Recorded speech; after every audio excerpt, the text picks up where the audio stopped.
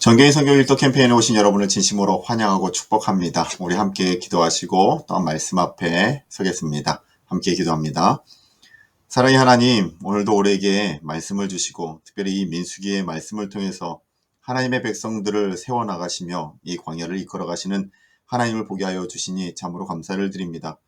그런데 이 민수기의 말씀을 읽으면 읽을수록 우리의 연약함을 보게 됩니다. 우리 인간의 연약함, 하나님의 도움 없이는 살 수 없는 우리의 연약함을 봅니다. 주님, 우리를 붙잡아 주시옵시고 오늘 이 세상 속의 그 광야 속에서도 하나님 흔들림 없이 주님 붙들고 살아갈 수 있는 저희 모두 될 수 있도록 인도하여 주시옵소서. 약하여지지 않게 하여 주시고 강하고 담대함으로 세상을 향하여 나가는 우리 모두 되게 하여 주실 것을 소망하며 이 모든 말씀 거룩하신 예수님의 이름으로 기도하옵나이다. 아멘. 오늘 우리가 함께 읽을 말씀은 민수기 19장과 20장 말씀입니다. 오늘 19장 역시 16장 고라의 반역 사건으로 말미암아 이 흐트러졌던 이 종교 제도의 질서와 권위를 회복시키고 또한 그 종교 제도가 근본적으로 지향하고 있는 하나님과 백성 사이, 백성과 백성 사이의 그 올바른 관계를 새롭게 정립하기 위해서 취해진 여러 일련의 조치들에 대해서 오늘 19장 말씀은 기록하고 있습니다.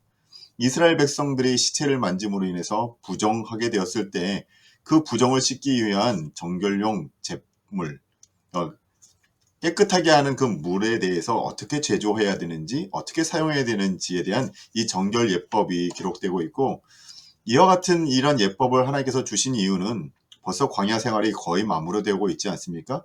그 시점에 1세대, 광야 1세대들이 그 많이 죽어가고 있음을 볼 수 있다는 것과 또한 수많은 이들이 부정함이, 수많은 사람들, 이스라엘 백성들이 하나님 앞에서 부정하게 살아가고 있음이 이 이스라엘 민족 가운데 많이 보여지고 있음을 드러내고 있는 사건이 바로 이 정결용 제물을 하나님께서 만들라 하신 오늘 19장 말씀에 나오게 되는 겁니다.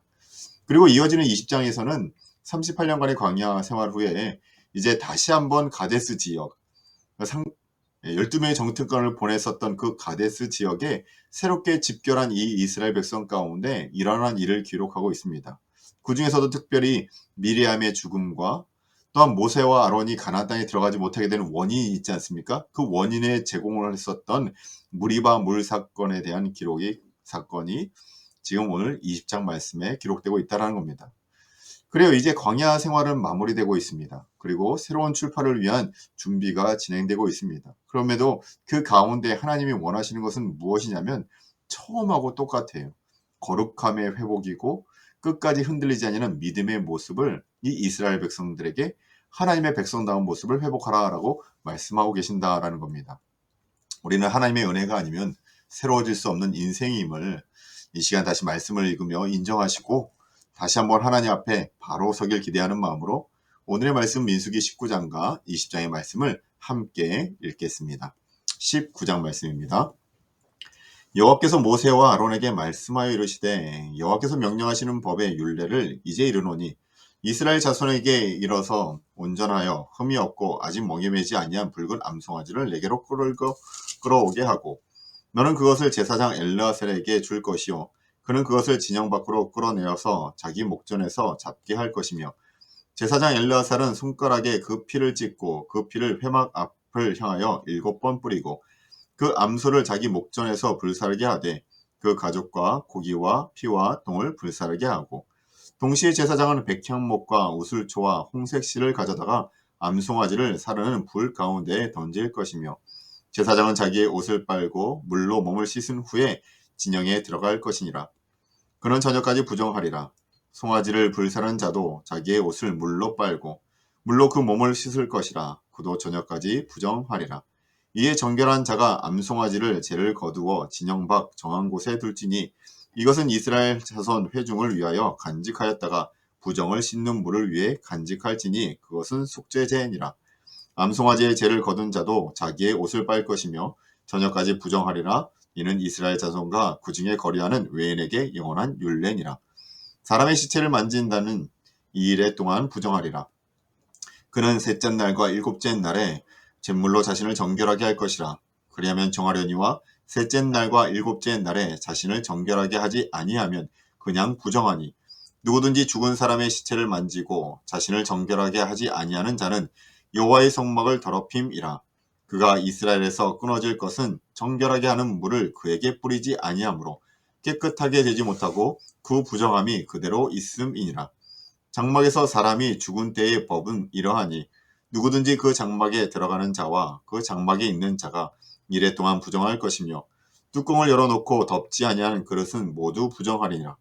누구든지 들에서 칼에 죽은 자나 시체나 사람의 뼈나 무덤을 만졌으면 이래 동안 부정하리니 그 부정한 자를 위하여 죄를 깨끗하게 하시려고 불살한 재를 가져다가 흐르는 물과 함께 그릇에 담고 정결한 자가 우슬초를 가져다가 그 물을 찍어 장막과 그 모든 기구와 거기에 있는 사람에게 뿌리고 또 뼈나 죽임을 당한 자나 시체나 무덤을 만진 자에게 뿌리되 그 정결한 자가 셋째 날과 일곱째 날에 그 부정한 자에게 뿌려서 일곱째 날에 그를 정결하게 할 것이며 그는 자기 옷을 빨고 물로 몸을 씻을 것이라. 저녁이면 정결하리라.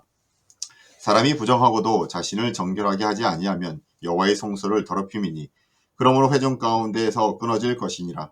그는 정결하게 하는 물로 뿌림을 받지 아니하였은즉 부정하리라. 이는 그들의 영구한 율례니라. 정결하게 하는 물을 뿌린 자는 자기의 옷을 빨 것이며 정결하게 하는 물을 만지는 자는 저녁까지 부정할 것이며 부정한 자가 만진 것은 무엇이든지 부정할 것이며 그것을 만지는 자도 저녁까지 부정하리라. 아멘. 20장 말씀입니다. 첫째 달에 이스라엘 자손 곧 온 회중이 신광야에 이르러 백성이 가데스에 머물더니 미리암이 거기서 죽음에 거기에 장사되니라. 회중이 물이 없으므로 모세와 아론에게로 모여드니라. 백성이 모세와 다투어 말하여 이르되 우리 형제들이 여호와 앞에서 죽을 때에 우리도 죽었더라면 좋을 뻔하였도다.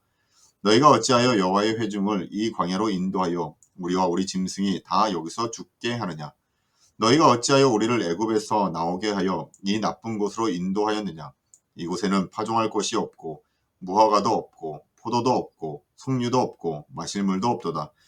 모세와 아론이 회중 앞을 떠나 회막문에 이르러 엎드림에 여호와의 영광이 그들에게 나타나며 여호와께서 모세에게 말씀하여 이르시되 지팡이를 가지고 내 형 아론과 함께 회중을 모으고 그들의 목전에서 너희는 반석에서 명령하여 물을 내라 하라.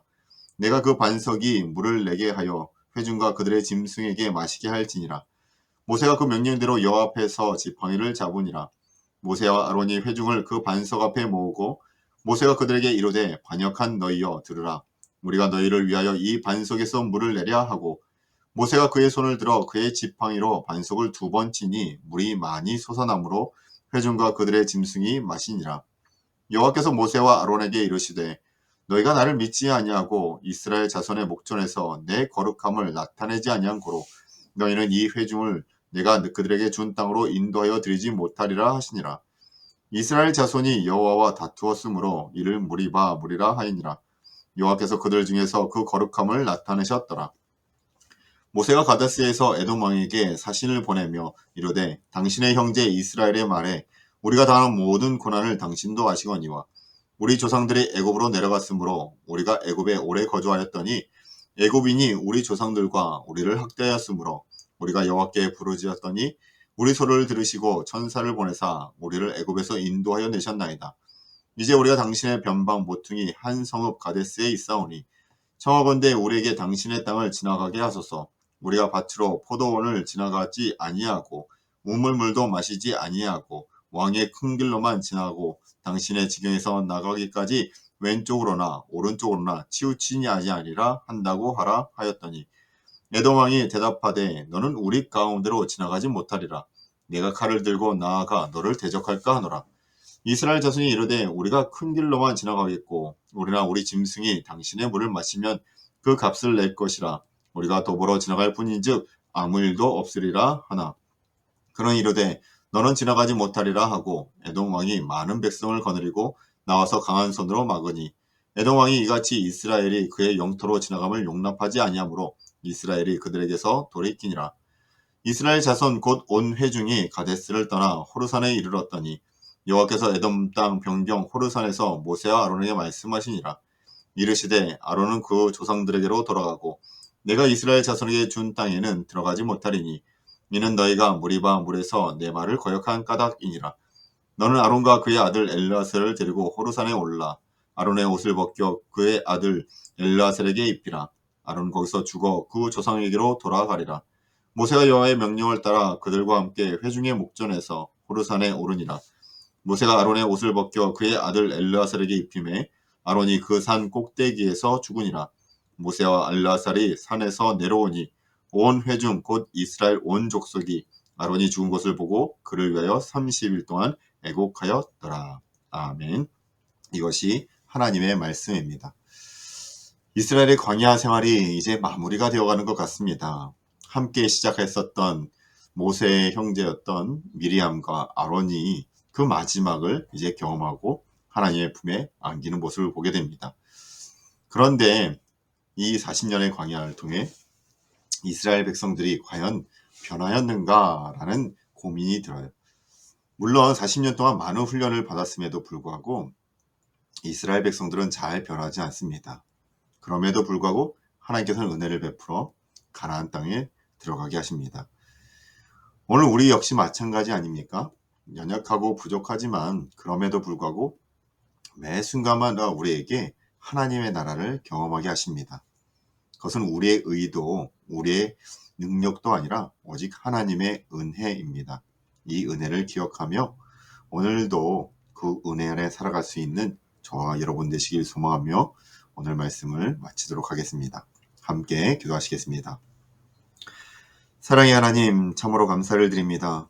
40년 동안이나 훈련을 받았는데 여전히 이들은 무리바에서 하나님을 원망하고 물이 없어 하나님 앞에 단식하는 연약한 자들입니다. 그러나 그들의 모습 가운데 우리를 봅니다.